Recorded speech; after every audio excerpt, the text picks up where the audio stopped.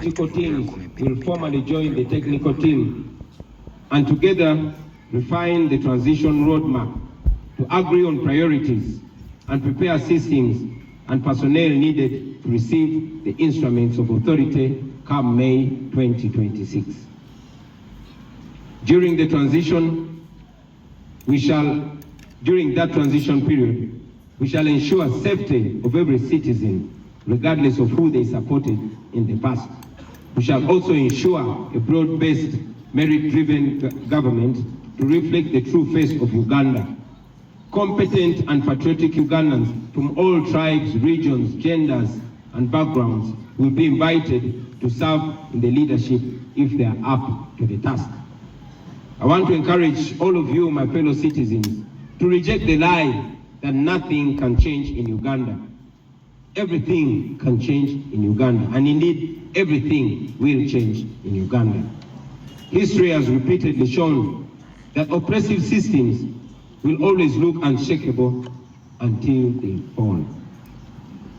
Every act of courage, every sacrifice, every truth spoken in the face of fear brings us closer to the new Uganda that we all dream of. Even those who defend the regime and do its dirty work, they know deep down inside that the present situation in Uganda can simply not go on forever. So let us reject the lies. Let us reject the tribalism. Let us reject hatred and division. Let us stand together and continue to document every single abuse against the people of Uganda. Let us continue to support the political prisoners, those that are harmed, those that are damaged, and their families too. Comrades, we must prepare for every eventuality in the coming election. This includes the possibility that the internet will be switched off. I therefore, at this juncture, want to encourage all of us, once again, to download the BitChat app now. This BitChat app is what we are going to use to communicate without internet and without mobile network. The more people that have BitChat app, the more effective its use will be in the coming days. And remember to keep your Bluetooth on at all times, because this app relies entirely on Bluetooth to function. So please download it now, start testing it now, and get used to it now. We shall use the BitChat to stay connected, to share DR forms and other important information, and to protect our boats, even if the regime tries to cut us off. As I conclude, ladies and gentlemen, I want to remind all of us that January, the election of January, is a protest vote in its purest form. Millions of us should prepare to turn up and vote in order to overwhelm the dictator in the ballot box. If it happened to Marcos of Philippines in 1986, the year that Museveni took over our country, and if it happened to Yahya Jammeh of Gambia in 2016, then it can surely happen to Museveni in 2026. I don't know if you note the similarity of 1986, 2016, and 2026. Mark that and use it. See, comrades, the change that we seek will not come from guns or violence. It comes from the will of the people who express themselves peacefully through elections. That is why those who fear the people have perfected ways of stealing elections. Sometimes they steal them openly, and in other cases, they steal them quietly, step by step, between the polling station and the tally center. They stuff ballot boxes with pre-ticked ballots. They use more than one counting. They use more than one ballot to known supporters of the dictator. They manipulate the counting, skipping or repeating the numbers to erase the victories of those that of those that are winning and inflate theirs who are losing. Many times they also alter the figures on the DR forms along the journey between the polling station to the district tally center. And that is why I call upon all of you comrades to defend your votes with every energy, with every wisdom, and with every courage that you have left in you. Be at the polling station as early as 5 or 6 in the morning.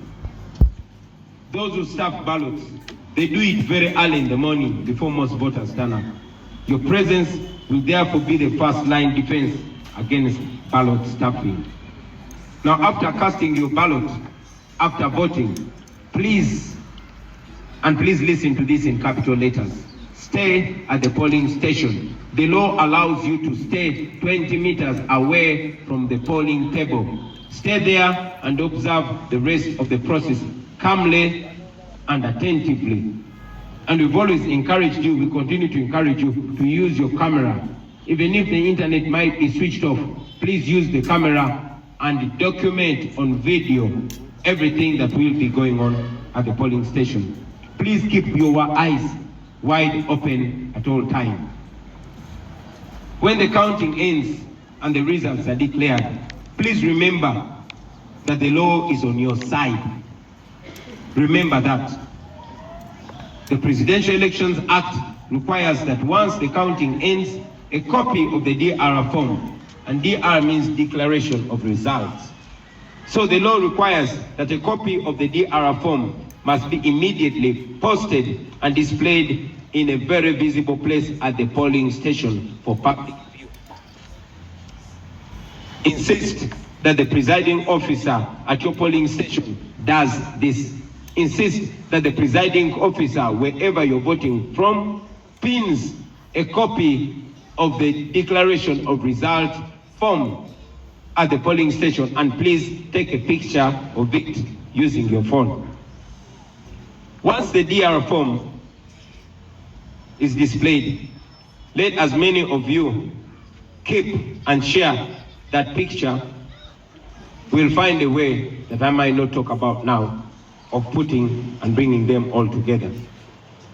Now, to our polling agents and other volunteers, the law also allows you to escort the DR forms and sealed ballot paper boxes as they are transported from the polling station to the sub-county or division headquarters, where our agents will already be waiting and watching closely.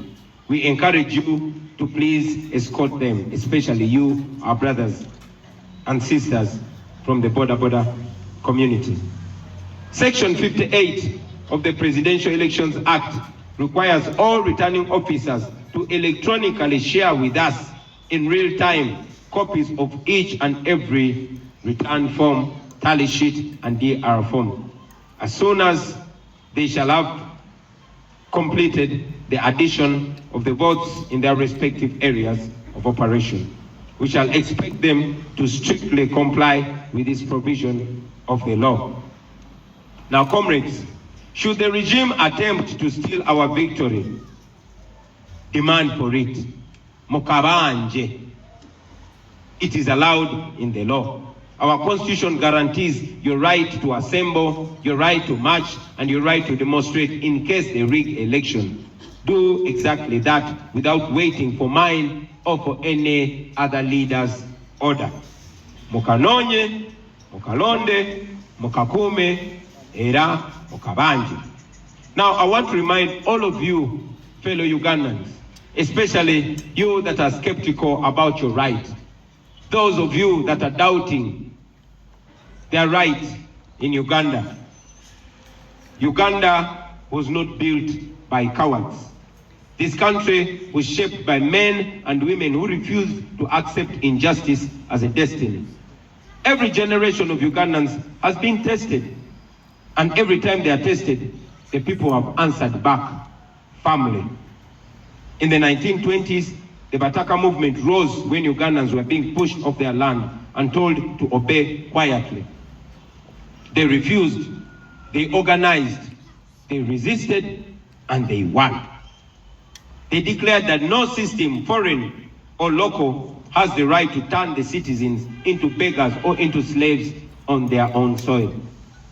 In the 1940s, the African farmers said no to the exploitation through the Uganda African Farmers Union.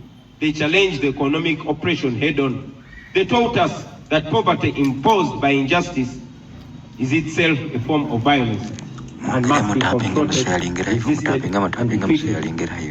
In 1953, the colonial government exiled the Kabaka, and they believed that fear would break the people of Uganda.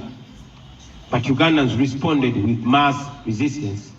The Kabaka crisis showed us that authority without legitimacy will always collapse under the heavy weight of popular resistance and defiance. And when the time came for independence, Ugandans, our forefathers and mothers, did not ask politely for freedom. They demanded for it. They sacrificed for it. They paid a price for it. But ultimately, they achieved it. Independence was won through courage, not through fear. It was won through unity, not through division. It was won through unrelenting pressure from the people. Now, friends, especially you, the young people, I want you to know that that is our inheritance. Those people that stood firmly are our forefathers and our foremothers, and their blood is running in our veins. We are them in the current state, and we must not be intimidated. They stood and fought. They were less educated than us. They did not have technology. They were less informed than us, but they stood, they resisted, and they won. But today, that inheritance is being stolen from us.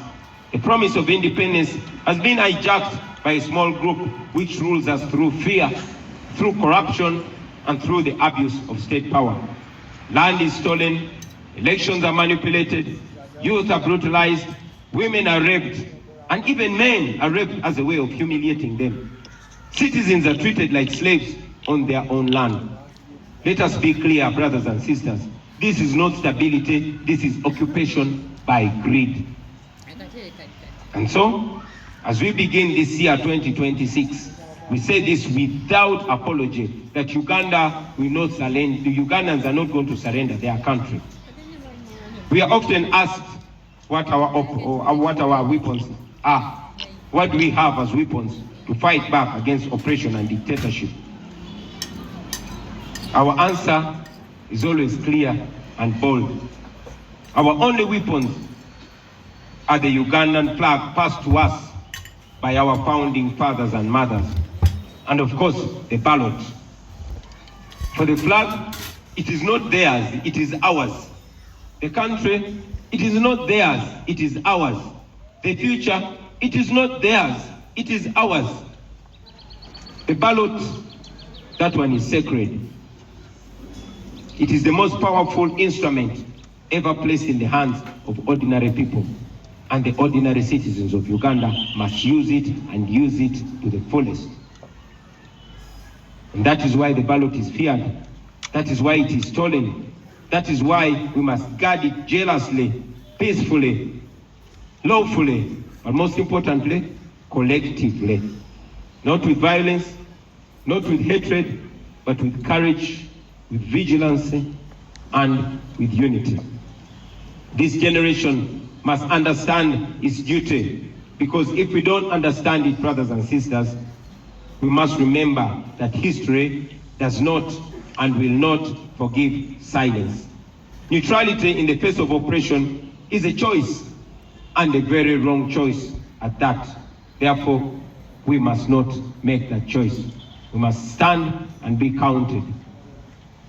The Bataka did not keep quiet. The farmers did not keep quiet. The people during the Kabaka crisis did not keep quiet. Those who fought for our independence, the very people we descend from, they did not keep quiet. Then why should we? Are we fools? No, we are not. We will not keep quiet. Brothers and sisters, let this new year mark a turning point in our country.